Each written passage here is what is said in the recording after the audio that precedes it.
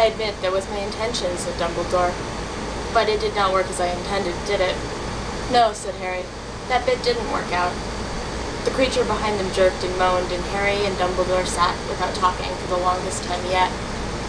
The realization of what would happen now settled gradually over Harry in the long minutes, like softly falling snow.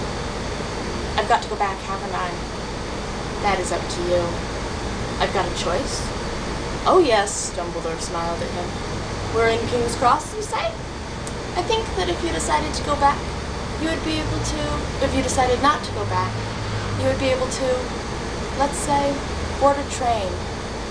And where would it take me?" "On," said Dumbledore simply. Silence again. "Voldemort's got the Elder Wand." "True, Voldemort has the Elder Wand." "But you want me to go back?"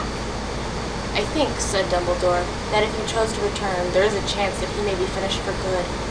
But I cannot promise it. But I know this, Harry, that you have far less to fear from returning here than he does." Harry glanced again at the raw-looking thing that trembled and choked in the shadow beneath the distant chair. "Do not pity the dead, Harry. Pity the living, and above all, those who live without love.